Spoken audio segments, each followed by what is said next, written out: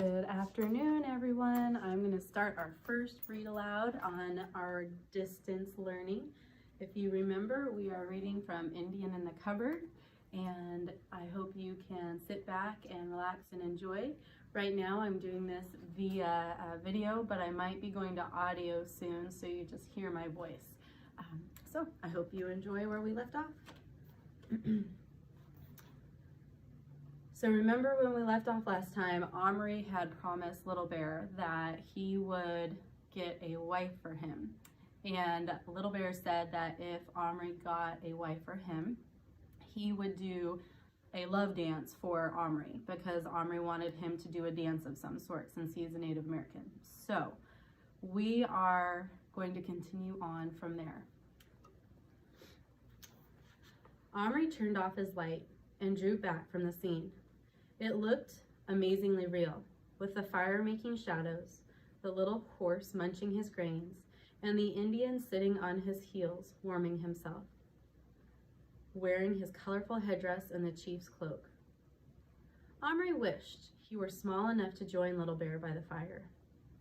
"Omri, are you in bed? I'm coming up in 5 minutes to kiss you goodnight," his mother yelled. Omri felt panicky, but it was all right. The fire was going out. Already Little Bear was standing up, yawning, stretching. He peered up through the darkness. "Omri, painting's good?" "They're great," Omri said. "You sleep now?" "Yes." "Peace of great spirits be with you," Little Bear said. "Thanks, same to you." Omri peered quickly into the crate. The poor cowboy had crawled away into a makeshift bed and was snoring loudly. He hadn't eaten a thing. Omri sighed. He hoped Patrick was making plans and arrangements for the cowboy. After all, if Omri could keep his Indian a secret, Patrick might be able to do the same. All might yet be well. But Omri certainly wasn't going to try this experiment again. It simply had much too worry to it. Omri climbed into bed, feeling unusually tired. His mother came in, kissed him goodnight, and shut the door. He felt himself drifting off to sleep, almost right away, when suddenly a piercing whining sound, and it was answered by another. The horses. They had smelled each other. They were not so far apart, and the cowboys wasn't tied up. Omri could hear the little hooves clattering on the bare board of the crate. And then the whining began again. High shrills, almost questioning. Omri thought of putting on his light, but he was awfully tired. Besides, what could he do? The horses couldn't possibly reach each other through the planks of the crate wall. Let the horses whine their heads off. They'd soon get fed up and go to sleep. So Omri rolled over in his bed and fell fast asleep. Omri was awakened just after dawn by shots. He was out of his bed in about 1/5 of a second. One glance into the crate showed him all too clearly that the cowboy and his horse had escaped. The second glance showed how.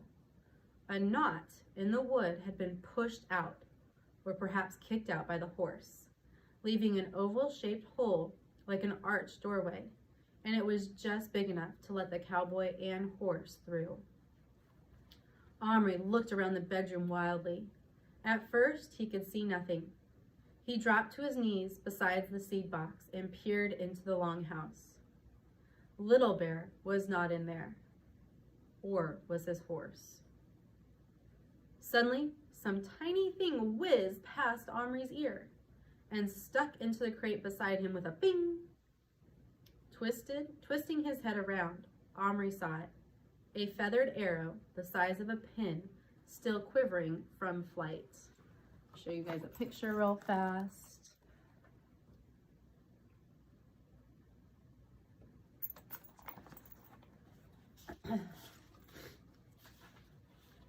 Was Little Bear shooting at him? "Little Bear, where are you?" Omri yelled.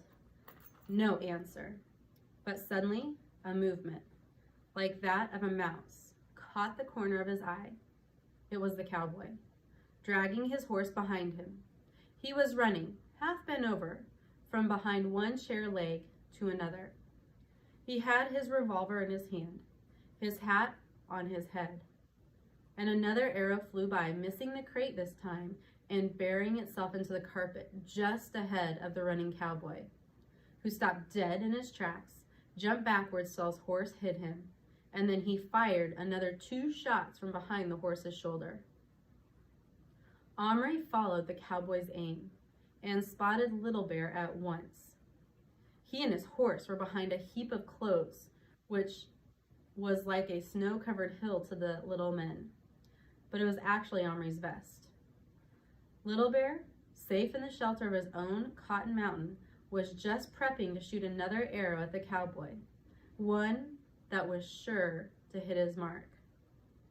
The poor fellow was now scrambling desperately onto his horse to try and run away, and was in full sight of the Indian just as he drew back his bowstring. "Little Bear, stop!" Omri's frenzied voice rang out.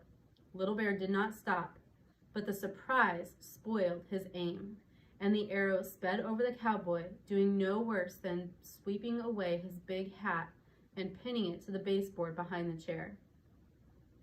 This infuriated the little man, who, forgotten his fear, stood up in his stirrups and shouted, "Tarnation, take your red varmint! What do you get? I'll have your skin for my sleeping bag!" And with that, the cowboy rode straight towards the Vest Hill at full gallop, shouting out strange cowboy war cries and waving his gun, which, by Omri's count, still had 2 bullets left in it. Little Bear had not expected this courage, but he was only outfaced for a moment. Then he coolly drew back another arrow from his quiver and fitted it into his bow. "Little Bear," Omri said, "if you shoot, I'll pick you up and squeeze you." Little Bear kept his arrow pointing towards the oncoming horseman.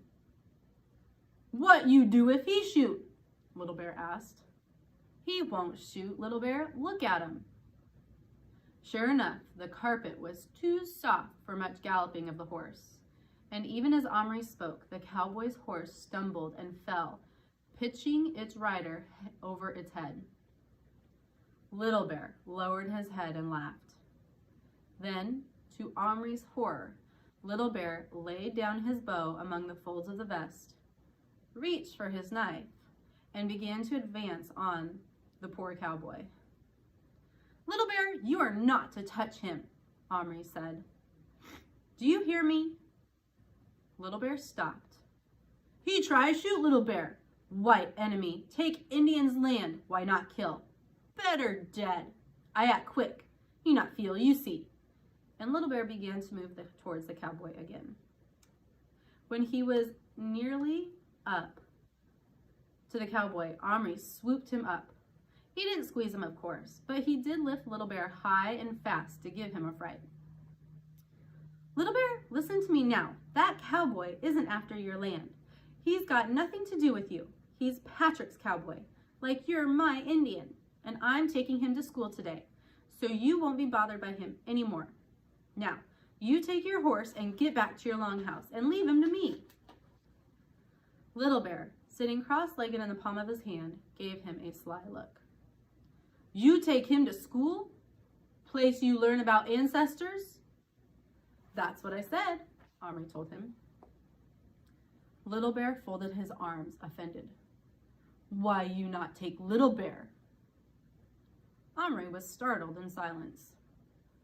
"If white fool with coward's face good enough, Indian chief good enough." "You wouldn't enjoy it," Omri started. "If he enjoy, I enjoy," Little Bear interrupted. "I'm not taking you," Omri said. "It's too risky." "Risky? Firewater?" "No, risky, dangerous." He shouldn't have said that word dangerous, because Little Bear's eyes lit up. "Like danger. Here too quiet, no hunting, him only." He looked over the cowboy, peering over the edge of Omri's hand, who, the cowboy, despite the softness of his landing place, was only just coming to his feet. "Look," Little Bear said. "He no use for fight. Little Bear kill soon, take scalp finish." "Very good scalp," Little Bear said. "Fine color, look good on belt." Omri looked down at the cowboy. He was leaning his ginger head across the saddle of his horse. It looked as if though he might cry again, and Omri felt very sorry for him. "Little Bear, you're not going to hurt him," he said, "because I won't let you. If he's such a coward, it would do you no honor or good anyway." Little Bear's face fell and then grew mulish. "No tell from scalp on belt if it belonged to coward or brave man," he said slyly. "Let me kill and I do dance around campfire," he coaxed Omri. "No," Omri began, "and if he changes his tactics, I will let you, excuse me. "No," Omri began, and then Omri changed his tactics. "All right, you can kill him," Omri said, "but then I won't bring you a wife." The Indian looked at Omri for a long time and slowly put his knife away. "No touch. Give word. Now you give word. Take Little Bear to school. Take to plastic. Let Little Bear choose own woman." Omri considered this for a moment. He could keep Little Bear in his pocket all day. No need to take chances. And if he were tempted to show the other children, well, he could resist temptation, that was all. After school, Omri could take him to Yap's. The boxes with plastic figures in them were in the corner behind a high stand. Provided there weren't too many other kids in the shop, he might be able to give Little Bear a quick look at the Lady Indians before he bought one, which would be a very good thing. Otherwise, he might pick an old one, or one that was not pleasing to Little Bear without realizing it. It was so hard to see from their tiny plastic faces what they looked like when they came to life. "Okay then, I'll take you, but you must do as I tell you and not make any noise." He put Little Bear on the seed tray and gently shooed the horse up the ramp. Little Bear tied it to its post. Omri gave it some food, and then he crawled on his hands and his knees over to where the cowboy was now sitting dolefully on the carpet. His horse's reins looped around his arm. He looked too miserable to move. "What's the matter?" Omri asked the cowboy. The little man didn't look up and just simply said, "I lost my hat," he mumbled. And that's where we're going to stop. I'll see you guys tomorrow.